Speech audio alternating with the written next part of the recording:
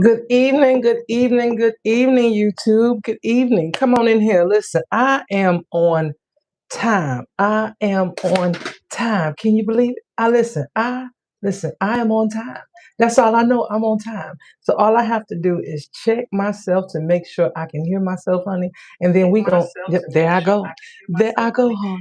There I go, y'all. I am live. Come on, give y'all a second to come on in this room.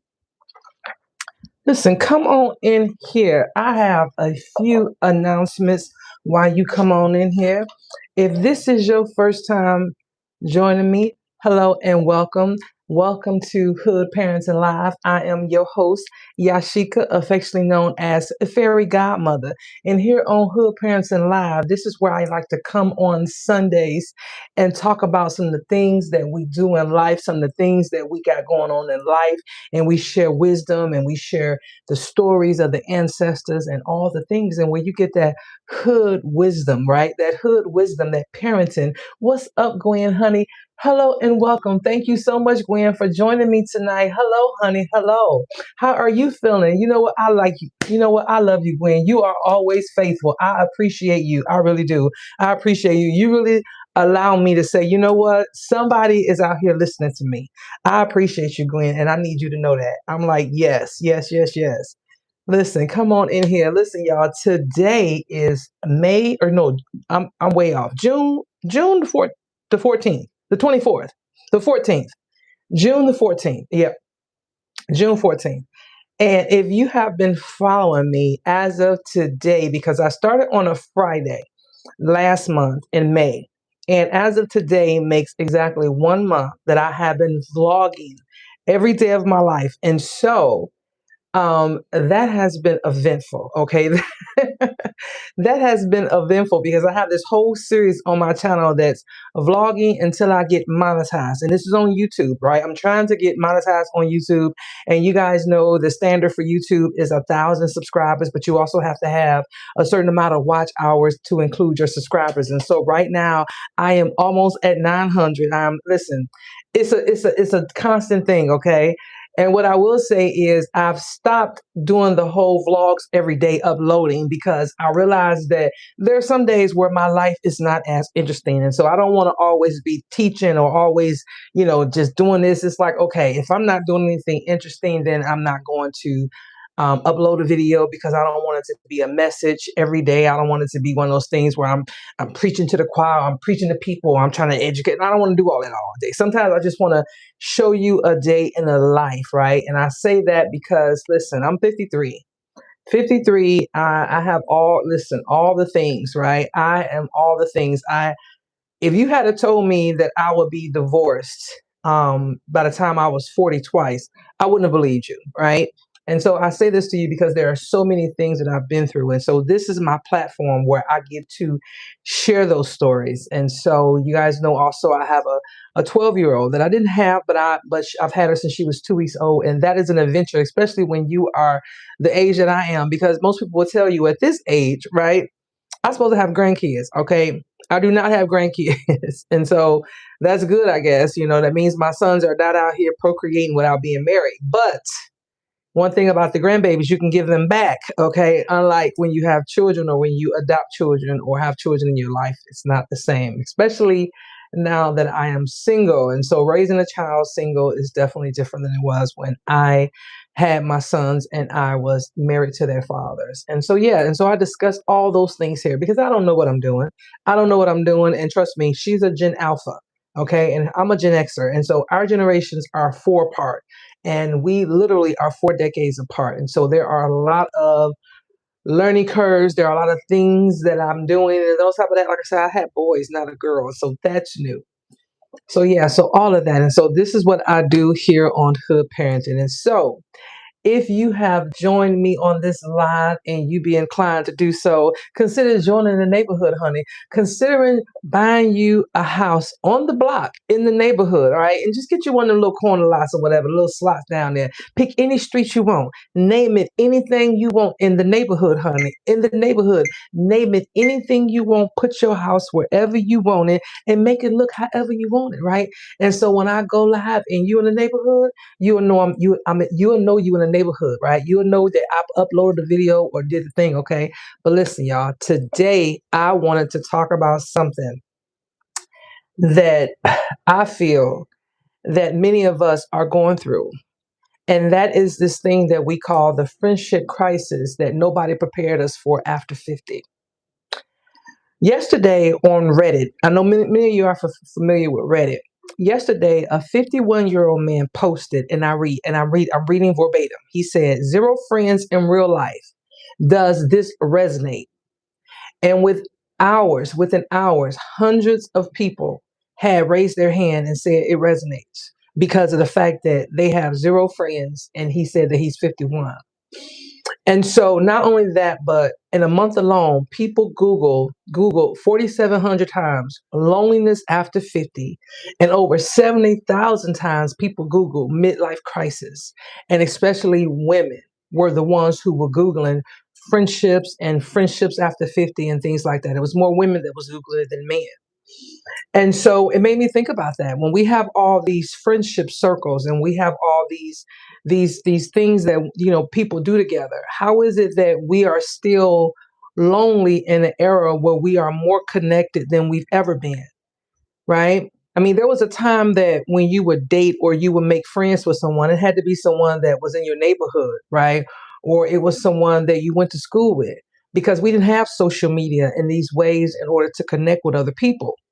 But for whatever reason, now we have more ways to connect with other people, which means that now we have more ways in which to make friendships and relationships and nurture these things. But yet people don't have friends, right?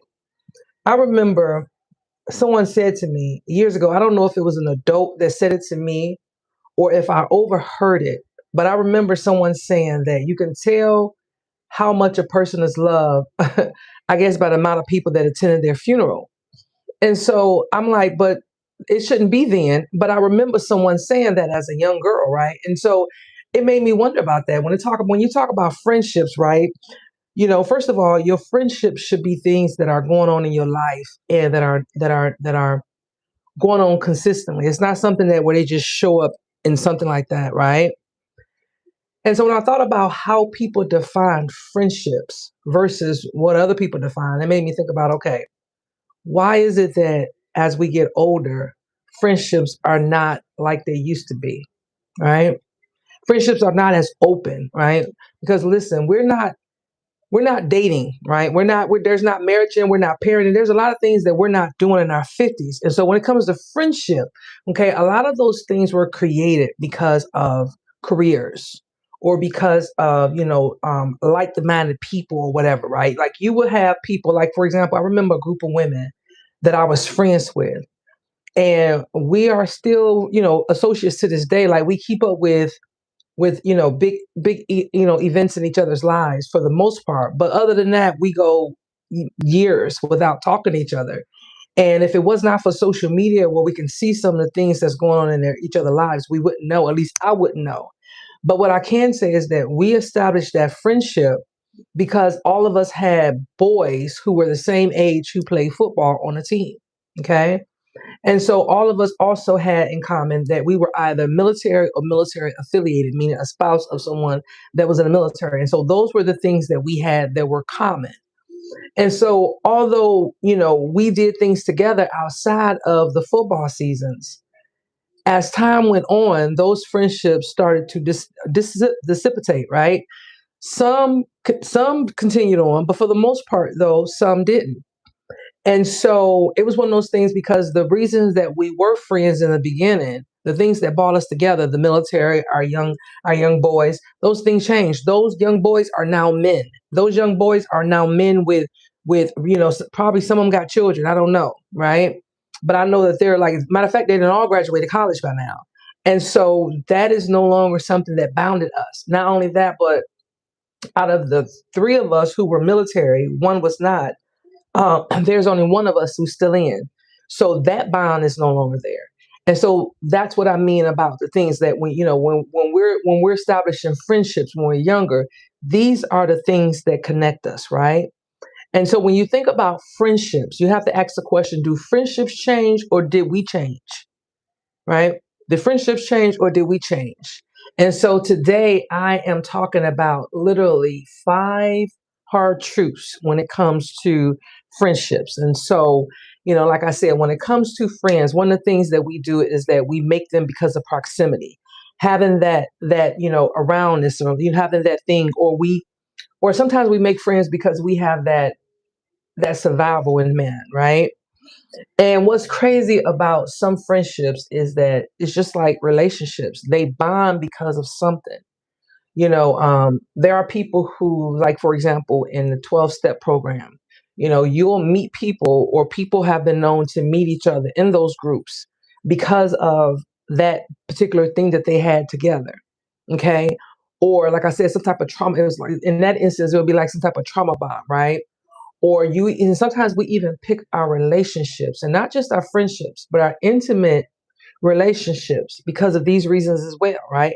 Proximity, because of survival, right? You feel like you are friends with this person because it's familiar to you, right? Or you're in a relationship with this person because it's familiar to you.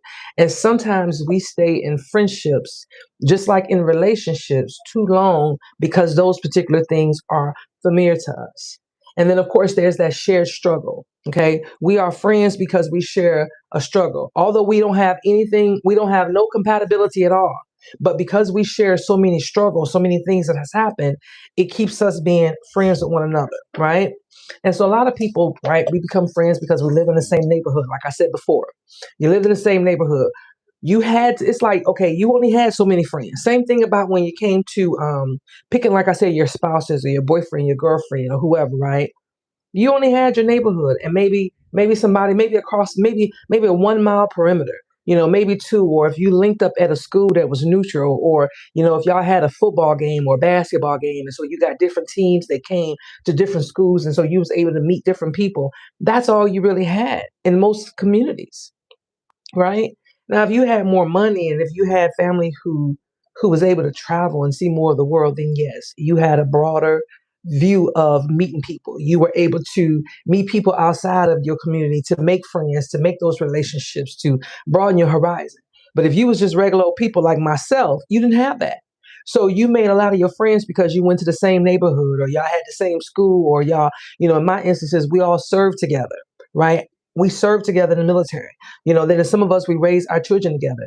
And the thing that I noticed about military specifically is it's the same way that it is when we are in outside of the military, right? People are your friends for a reason or season. And I think, and I used to feel, and I'm going to divert just 1 second.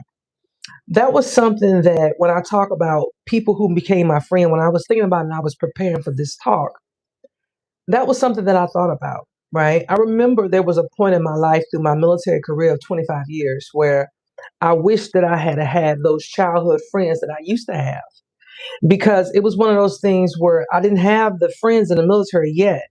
But the more and more I got, the deeper and deeper I got in the military, the further and further I got away from my childhood friends, right? The further and further I got in the military, the further and further I got away from my family and knowing what was going on.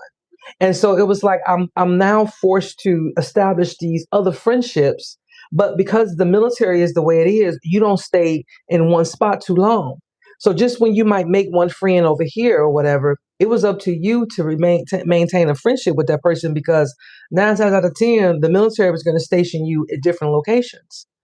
And so because of that, friendships were harder to maintain, or because life went on, or because the thing that brought you together, whether it was the duty station or it was something, or whatever it was that brought you together. When I talk to my military friends, most of them have those one or two childhood friends that stayed friends with them throughout childhood. These are my male friends. A lot of them also have friends where they are part of some type of association, like Greek or a motorcycle club or something like that. And that's how they meet a lot of their friends and they stay friends. And then some of them have those military friends that they met at their first or their second duty station. And now that they're retired, they maintain friends. When I talk to female veterans, it's not always the same. It's not. It's not always the same. It seems like the friendships are not as solid as some of the males. And I think one of the reasons is because, first of all, the dynamics of military women are smaller than it is men. So you're not going to have, I remember my first duty assignment, it was Fort Riley, Kansas. I got stationed there in January of 1992. And I remember when they sent us to the field for the very first time, which was that following February, and that it was that March I went to NTC, which is in California. And out of the unit that I was in, there was only myself and one other woman. That was it. We were a detachment, a fuel handler squad or fuel handler company, and there was only one other woman. And so what I'm saying to you is, of course, as we went on, depending on your job, you got more women. More women were in like the medical field or the administrative field and things like that. And so there weren't as many females that was in my particular job, right? And so you didn't meet a lot of them. And so it was one of those things where, you meet one of the institutions, and then depending on your rank, you couldn't really have associations with them. And so that rule that we kept apart. And so it was kind of harder to make friends. Now, did some people succeed at it? Yes. The people like myself, I don't know, honey. The jury's still out. I don't know because it seemed like by the time I retire is when the people who were my friends in the military, they started to drift away. I don't know if it was because my attention changed and what I was doing or my goals changed, right? But that definitely brings me to my second truth about making friends in this, and that means that growth changes relationships. Sometimes one of the hardest lessons that we have is that growth comes at a cost. Okay, growth comes at a cost, and sometimes that cost is relationships. Sometimes when you are growing and a person knows you from a certain phase in your life, when you are doing something different, I'm not necessarily saying better or worse, but different than what they are doing, sometimes that can cost a relationship. And fortunately and unfortunately, I've seen that too many times in my own life and in other people's lives, where it seemed like as they was growing, whether it was growing in rank or growing in other areas in their lives, it seemed like people started to fall off, right? For whatever reason. And so I know for me, I had to ask myself, and I remember even asking this question out loud not too long ago at this event that I attended. When this happens, I have to check my old ego and I have to ask myself, Yashika, what are you doing? Are you doing something differently that the people who were your friends are no longer your friends? Because here's the thing that I know to be true. And that's why I say growth sometimes changes relationships.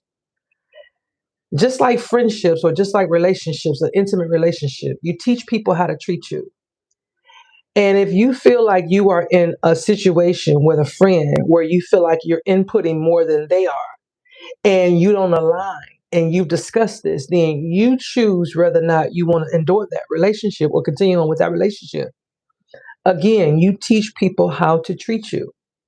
And so I remember I was confronted with that one time with a friend of mine and someone who I considered a friend. And one of the things that I had to remind myself is that this person kept telling me, "Well, Yashika, you made me be your friend because this particular person we worked together."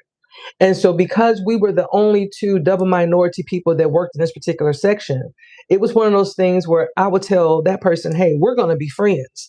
I don't care what you say. I don't care if we're not, while we're in the workplace, we're going to be friends. Now, what happens on the outside, I don't care. Because what we're not going to do is have us two being Black females bickering against one another inside of this environment that was predominantly white male.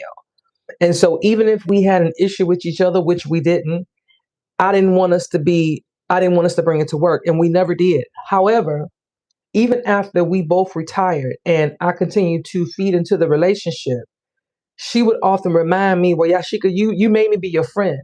And so one day when I realized that I was maybe putting more into the relationship that she wanted to put into, it was one of those things where I was like, hold up, Yashika. She's right. You made her be your friend. So, in other words, this is not something that she had a desire to do. And so I recognized that that relationship had to change. And so when I changed in the relationship, which meant that I wasn't the one that was putting in inputting, then they didn't reach out to me as much. And did that hurt me? Of course it did. But it was one of those things where I realized that sometimes growth changes relationships. And I don't know how we grew apart or if we were ever friends, but I do know is that I had to come grips with, hold up. They've said this to you many a times. Hey, you made me be your friend. So it ain't like I was trying to be your friend. You made me be your friend. So when they said that to me, I was like, you know what? This friendship has to end or it can't be going this way because what I'm doing is trying to keep a friend that don't want to be kept.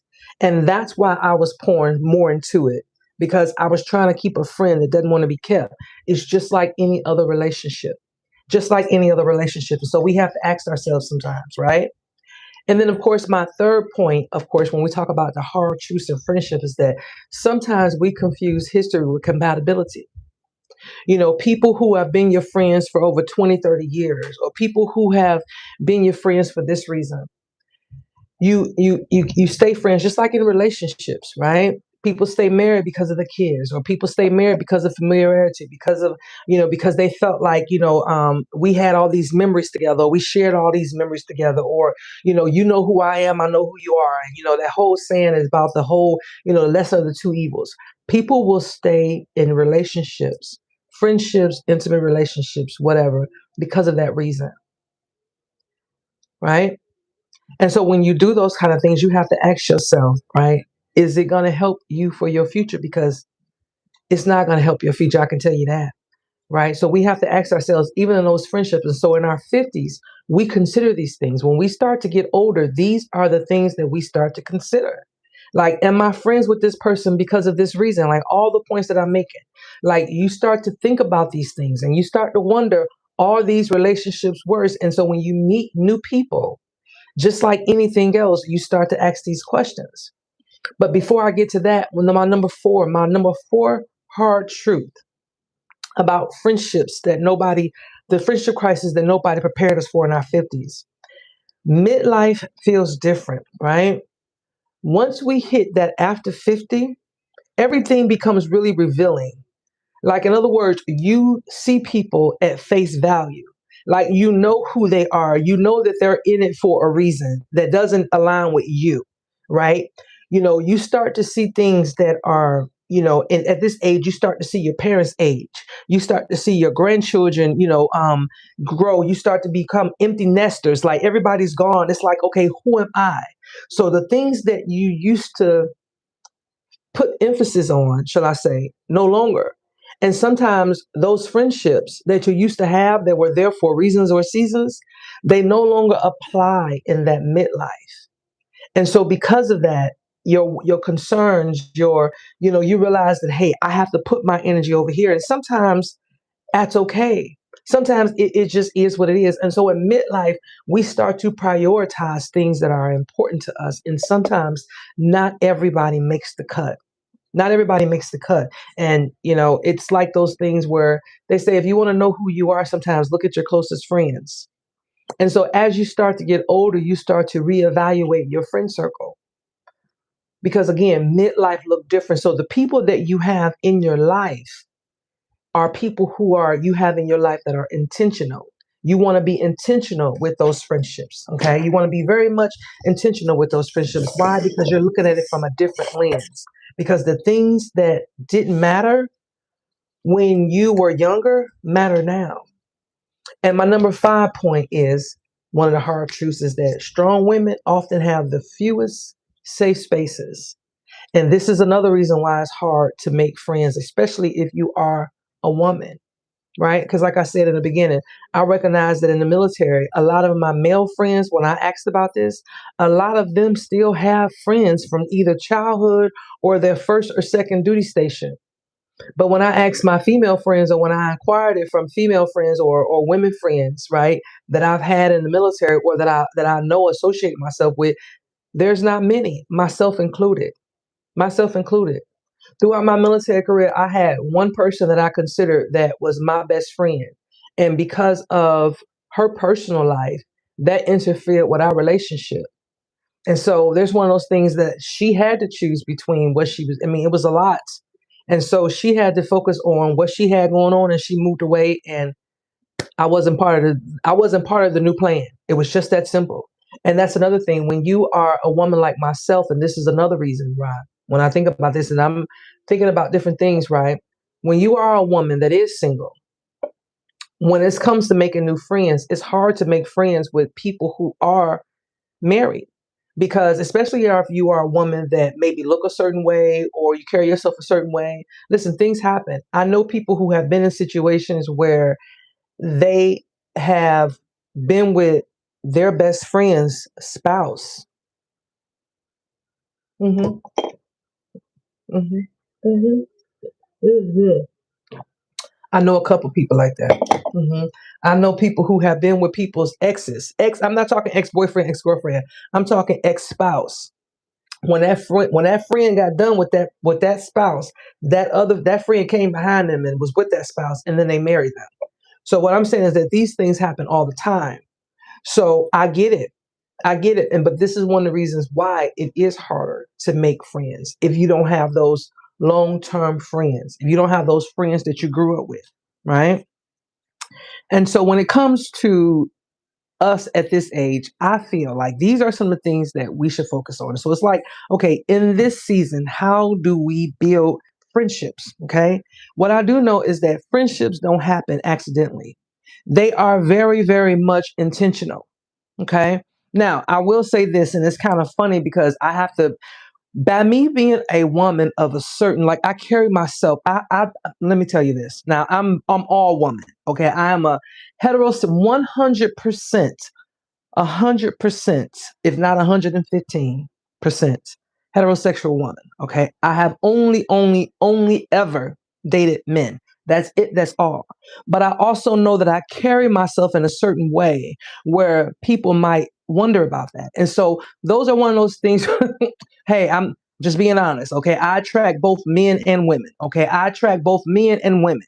Now, what I will say is that that's one of the things that a lot of people do think about when they are with people that are their new friends. It's like, okay, do people know that we're just friends? And it's not. And so that's the thing, right? And so we have to make sure that that's clear to people as well, because we do live in a age or we live in a time in society where those things are more acceptable than they used to be. And so that's things that I find myself telling people, hey, you know I like men, right? So we can hang out, but I like men though. Okay, only men. I mean, only men. I'm probably too much. Prob- Probably too much. Probably too much. I probably like men too much. Okay. Now, and so, but it's just one of those things where when we think about it, when we think about friendships at this age, and then on top of that, a lot of times I find myself in situations where, um, you know, women, I don't know. Women are very territorial. This I do know. Women are very territorial, right? And I know as a woman of a certain stature, like I'm a woman of a certain stature, which means that I can't have a lot of male friends. So that doesn't look good either, especially with me. I'll go out with my male friends. And so when I'm going out with my male friends, I almost have to make it clear to prospects that, hey, this is just my friend, not my dude, right? And so that doesn't look good. And so it's just one of those things where, I have to carry myself a certain way. And so it's kind of harder. And so, yes, is it better to have, female friends of a certain gender? Yes. But at this age, it's kind of hard to make them. And so it's like, okay, what do we do? And so the things that I find myself doing is connecting with people, and I make it very intentional. And what I mean by that is when I make friends, I let it be known, listen, child, let's hang out, let's get a drink. Okay, let's go and let's look for some whatever we gonna do. Let's look whatever we're gonna do, look for some men, whatever we're gonna do, girl. Okay. So that way I let them know, hey, I wanna be friends. I think me and you can be friends for whatever listen, we vibe together, whatever. Right. And not only that, but I am always quick to, when I'm out and about, make friends with people. I have to put myself in social environments, right? I do this by making sure that I go to events, I go to women networking events.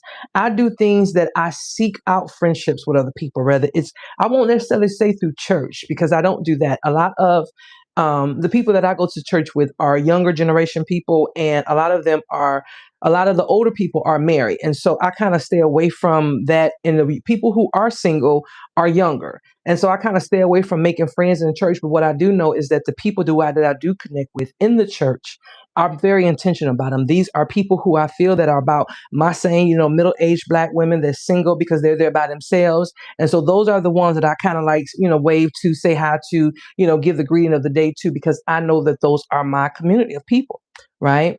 And so I know that at this age, it is a little harder. And so, you know, it's one of those things where it's like, what do we do? And nobody prepared us for this because I knew that when I watched my grandmother, for example, she had a lot of friends. There was never a time that I can recall where my grandmother didn't have someone visiting her. And so that was something that I thought about. I said, well, if I wasn't from this, if I was from this area, would my friend pool be different? But we don't know, right? We don't know. But what I do know is this age and at this stage, if you don't get nothing else from this, everything that we do, we have to be intentional about. And that includes making friends. Okay, because some friends are not there for the right reason. The same reason that we don't date everybody, the same reason that we're not in relationships with everybody, because some people don't have the best intentions. And so when we do meet people, we have to be intentional about that relationship. The same way about anything else, we have to reach out. We have to say, okay, I'm going to accept this invitation if this friend invite me over here. These are how we build relationships with people that I think a lot of people don't do. I have people that I have had things that I had going on in my world, right? And there are people in my world where I have invited them or extended an invitation to them on more than two occasions. And so I won't extend another invitation to those people because once I extend an invitation two or three times and you don't accept or you RSVP and don't show up, that lets me know that we're not going to build a friendship. And I'm okay with that, right? Because not everybody wants to be your friend. Not everybody, wants to bond with you, right? And so you got to find your people. And this is no different. Finding your friends is no different. Right, the same way we look for, our somebody that's a romantic interest, that's the same way we have to find our friends. And then once we find those friends, we have to create opportunities with those friends. Invite them out, invite them for tea, invite them for a drink. Let's go do a pedicure together. Like we could just meet up and go do a walk in the park, right? Make time for friends. And friendships cannot be one sided. You have to be a friend in order to have a friend. And I really believe that. I think that friendships is just like anything else. Like you have to let a person know your boundaries in terms of friendships and what you will stand for and what you won't. Because and here's the thing, the way that I am with friends, I want my friends to always be honest and straightforward with me. I don't want them to sugarcoat anything with me. If there's something that I'm doing that's not character of me, or if there's something that I'm doing that's going to harm me in some kind of way or it's not good for me, I want my friends to tell me. I don't care how much it hurts. I don't care if I get mad. Tell me because I don't want them. There's an old saying in the community about having your slip showing. I don't want my slip to be out here showing and my friends don't tell me because those aren't my friends. I want my friends to be like that. And then I assume that my friends are the same way. But there are times when I've had to learn the hard way that that's what I want from people, but that's not necessarily what everybody wants from me. And so when it comes to your friendships, you have to make sure that you align with people that share your views. You align with people that even if you have friends that you have to handle them differently, know who that person is and what they're for. Because some friends are not like there's certain things that I'm going to talk about with this friend over here that I may not talk about with this friend. It's not that I don't trust this friend with this particular part of my life. It's just that this person is in my life for this reason. Like I have people who are my business friends, like people who I met in entrepreneur world or people who are from my part of the world. And so those people understand me from that category, right? And then I have people over here who are not. And so those people understand me from there. And so I don't expect these people that I'm talking to in the entrepreneur world to be the same people that I talk to about my relationships, about my romantic relationships. Now, could it be? Absolutely. But I know that a lot of times my entrepreneur relationships wasn't built on my relationships with a guy, right? And so I can't expect those friends to be able to tell me this best sound advice. But then I have friends over here that I can talk to about those things. And so that's what I do know, right? When it comes to my friends, I know that I have to create opportunities to them. I have to make sure that I make time for all of them, and I have to make sure that I'm showing up and staying up consistently. And I am that friend that will always be there. I mean, like I said, if I can, I'm going to say I'm going to always try to be there. Like I had a friend whose daughter graduated from high school last weekend, and I made it my business to be to her graduation. Now, I was probably, I mean, it. I made it my business. I've known this girl since before she was born. And so I definitely wanted to make sure that I made it my business because I wanted my friend to know that she was supported. And I wanted her daughter to know that she had an extended community outside of her mom, especially us being military. That's a very, very small world when it comes to having those friends. Okay. And so, what I know is that most people do want deeper friendships. Most people do. But the way that you establish those deeper friendships is the same way that you would establish a deeper relationship with anybody, right? You have to find your community, right? You have to build it if it can't be found. In other words, for me, I know that I'm living in an area where I'm not from. I wasn't raised here, I wasn't born here, any of those things. I didn't get here until the military sent me here. And so for me, I'm not going to have those high school friends. I'm not going to have those childhood friends. And I'm probably not going to have those military friends that's in this area. But what I will have is neighbors, right? People who was here when I bought my house. And so those are the people that I established my community with, or my church, the church that I've been going to for a few years now, or my local gym or whatever. Those are the people who are in my community. And so I have to establish those things. Why? Especially because I don't have those extended families. And what I will say when we talk about friendships, I just want people to know, especially young people, if you have a friend that you can call on if you need a meal or if you need a place to lay your head, you need you overnight or two, those are friends. Because in today's age, it's not too many people that you can call for anything because people are literally trying to figure it out.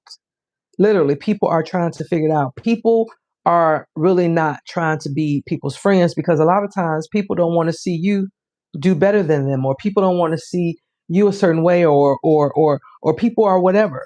And so when you do find the friends that you consider to be your friend, you have to pour into those people. And like I said, those ones that you can call on if you need a meal. Those ones you can call on and say, listen, I know, but can I get $20? Or better yet, can I lay on your couch for a night for whatever reason? Or better yet, can you just lend a shoulder for me to cry on because I don't have, listen, I need somebody to talk to.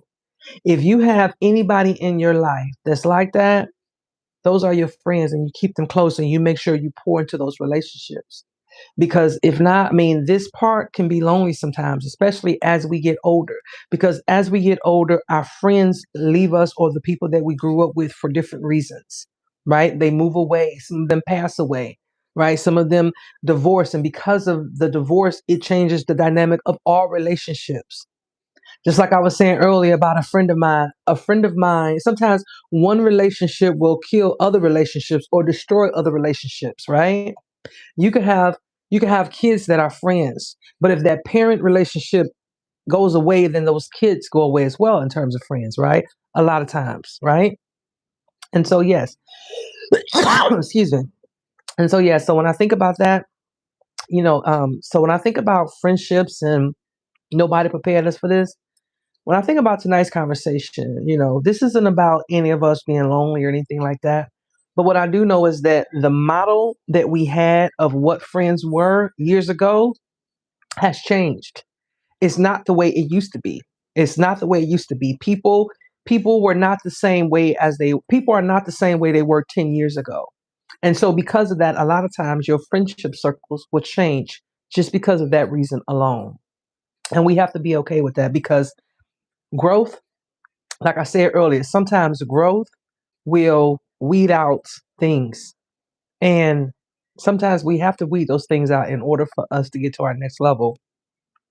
And so listen, this would not be alive if I didn't start coughing because I'm going to always cough in this room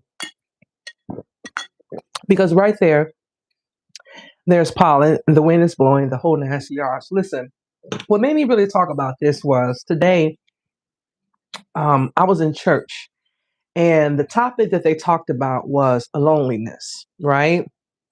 And he didn't really go deep into the friendship part of loneliness, but what he did do was talk about relationships in terms of friendships as well. And so, because this is a conversation that I have been having with a few people over the last couple of days, it was like, okay, I definitely have to talk about this tonight. And so, this is what brought this here. And so, I know that a lot of times when I talk about things, they're not just messages for me, there are messages for people, and I am meant to share them because why? The ancestors told me to do so, right? And so, if you don't get anything else from this, understand that when it comes to friendships, friendships look different than they used to. And if you have a friend that can be there or that's there for those moments in time, listen, pour into those relationships, keep those friendships because the older we get, the less and less friends that we have. And so if you have a friend that you haven't called in a long time, this is your sign to reach out to that friend and say, "Hello friend, how you been?" Okay, because tomorrow's not promised. And the older we get, the harder it is to make friends. Just like the older we get, the harder it is for us to find intimate partners. And so friendships are the same way. So the ones that you do have, pour into them, nurture them, feed into them.